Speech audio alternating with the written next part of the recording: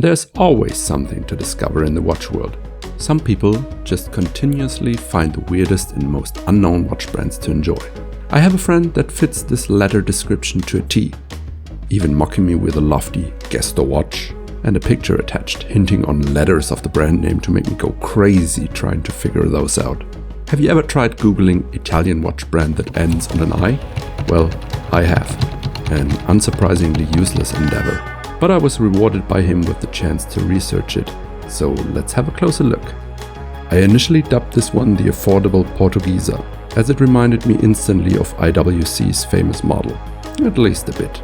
But I was not aware back then that this watch indeed had a more famous sibling, even though not at Portugieser level of fame. But first things first. Dogi, 1964, sounded odd to me at first, but it refers to a historical head of state in several Italian city-states, notably Venice and Genoa, therefore already revealing its geographical roots. But headquarters is based in Rome. The year 1964 in the name was weird as well, because in my mind it immediately adopts some heritage, which made me a bit skeptical with this unknown brand. The current version of their homepage does not refer to that year at all.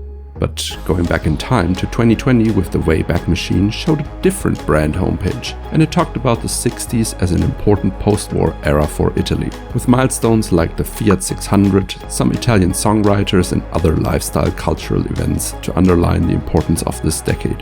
After generating this general vibe, the page also referenced to Edgar and Albert Triblet, who were, in that same time frame, responsible for the FIOMI 87 movement. And these watchmakers supposedly had a direct connection with Dogi. The company was described as active even during the quartz crisis, but I could not find any online documentation or Dogi watches from before 2018 under that brand name. The aforementioned Edgar and Albert Triblet were only documented with the watch brand SPONTA, which I was also only barely able to find. The Dogi brand origin story is thus a bit hazy, but very intriguing. The brand had a sort of rebirth in the early 2000s, when it was taken over by the Progetto Editoriale group. This watch model from 2018 and their current lineup is definitely solid in my opinion.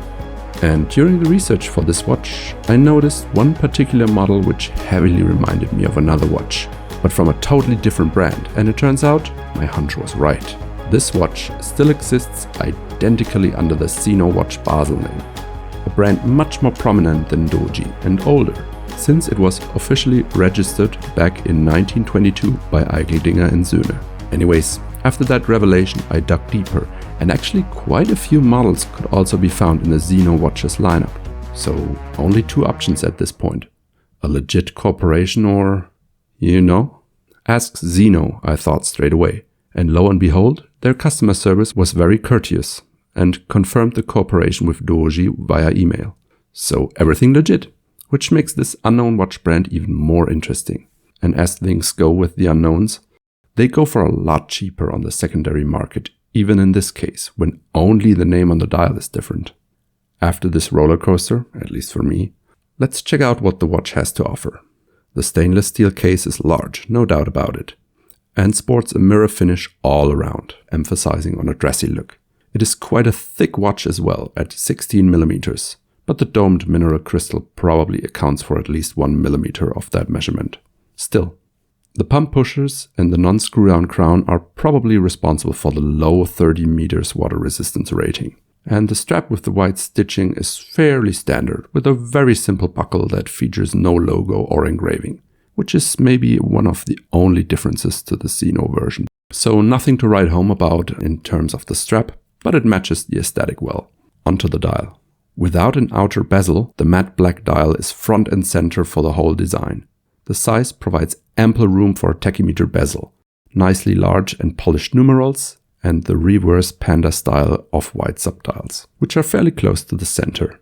It is called the Travel Master under a Dogi brand, but the features are better described by ZENO Watch Basel's model name. I like that the numerals are untouched all around the dial, since most chronographs have a dial or date window layout which cuts off at least one of the numbers. Looking at you, Portugieser. Everything nice and evenly distributed here, with a clean day and date window at 3 o'clock. On the back, 4 prominent screws hold everything down, and the window provides a nice look into the movement.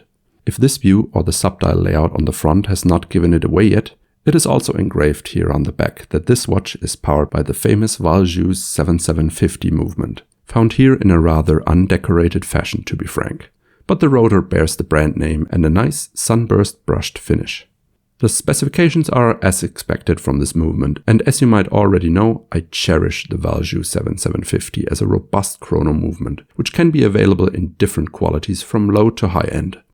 Regardless of the level of sophistication or finish and adjustment, it never disappointed me. So the Dogi Travel Master therefore packs a punch, and if you can find it on the pre-owned market, it can reveal itself as an amazing value proposition. These can sometimes be found much cheaper than any ZENO watch equivalent, just because the brand is so much less known.